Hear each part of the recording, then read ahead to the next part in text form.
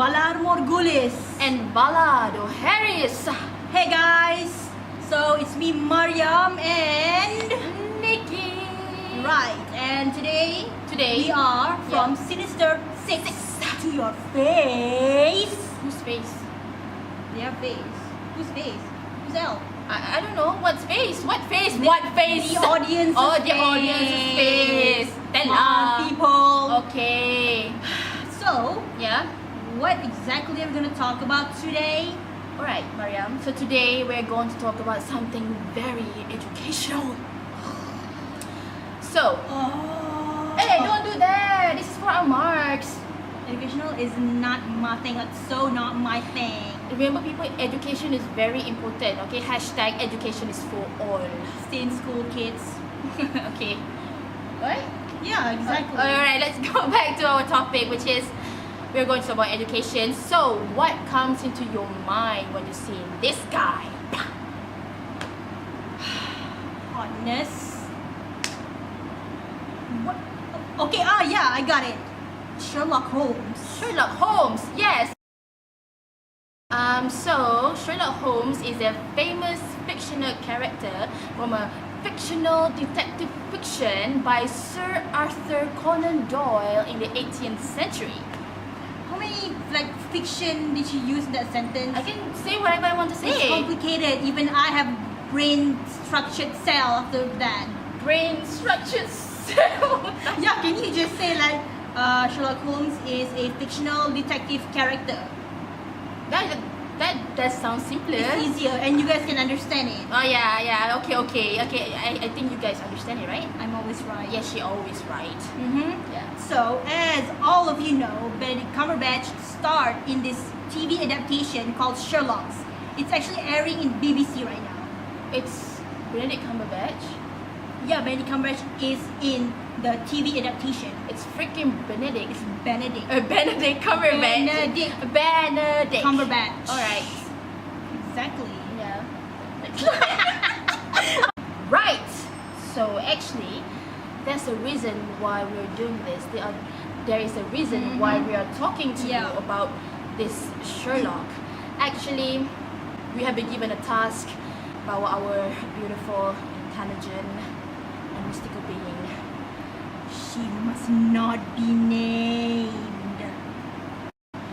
So let's get back to our task, shall we? Uh-huh. So basically we have to do two things, which is the first one is to identify the similarities and differences between the written form and also the visual form from the Sherlock Holmes. Yeah, exactly right. Yes. So for the second one, we have to see how the TV adaptations of Sherlock becomes a different artistic entity from the actual text. So, Nikki, we're doing season 2, episode 3, right? Yeah. It's called the Reichenbach Fall. Which is perfect because the original text that we are going to compare is titled The Final Problem. So we have chosen 4 scenes from the written form and also the visual form so that we can compare and analyze to point out the elements that we just mentioned just now. Wow, that sounds complicated. It is very complicated. But our group had done something with it. Yes. What we did is that we decided to reenact those 4 scenes that we just chose. Yes. From the TV show and the actual text. Yes. Yeah, right? Yeah. It's based on the 4 scenes that we can see how exactly the differences of the artistic entity become. Yes. So basically, these boys, our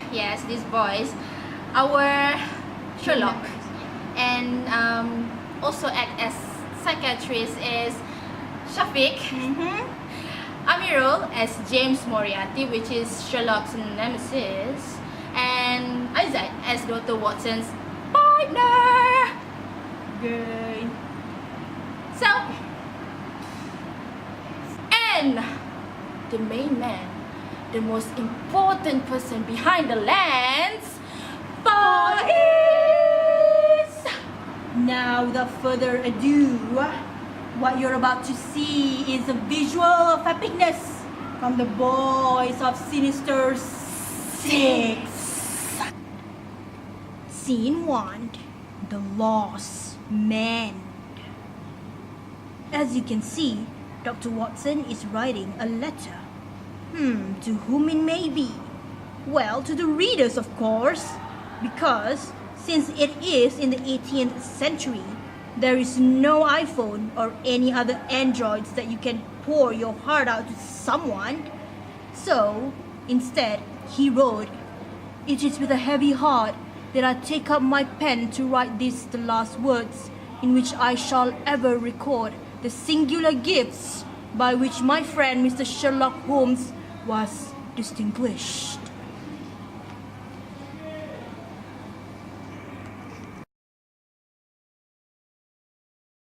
Scene 1. The Psychiatrist. In contrary, the visual form, which is Sherlock, approaches the matter differently. Instead of pouring his heart out on a piece of paper, Watson sought psychiatrists to deal with his inner problem. As you can see, Watson looked lost, disturbed over the death of his partner, Sherlock Holmes. Stress, mental, no chance. Scene 2, the meetup. For the second scene, the written form depicted that James Moriarty came to Sherlock's house to warn him to not interfere further on his upcoming misdemeanor. He said, "You crossed my path on the 4th of January, said he. On the 23rd, you incommoded me. By the middle of February, I was seriously inconvenienced by you. At the end of March, I was absolutely hampered in my plans. And now, at the close of April, I find myself placed in such a position through your continual persecution that I am in positive danger of losing my liberty. This situation is becoming an impossible one." The significant thing about this meetup is the gun carried by Sherlock. It shows that it's an intense moment for both of them.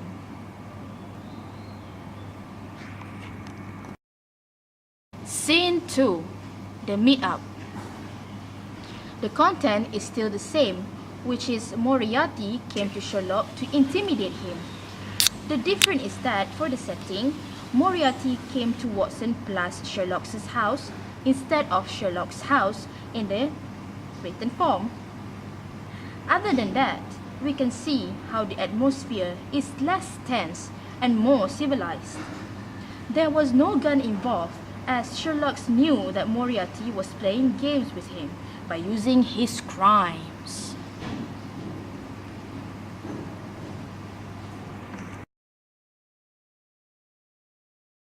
Scene 3, the messenger. Moving on, in the written form, Sherlock and Dr. Watson actually receive a message from a Swiss lad in the hotel they're staying. So, what exactly the message contained?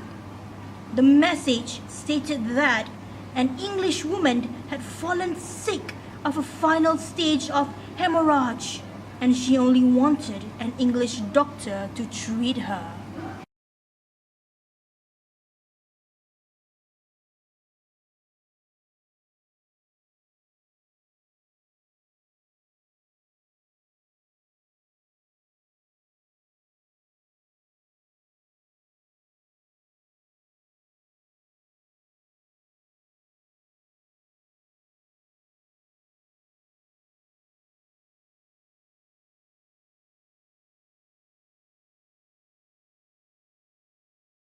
Scene 4, the fall. For the last scene that we have chosen is of course the fall that happened in the written form, as portrayed by the boys of Sinister 6. Sherlock and Moriarty's death occurred at the fall.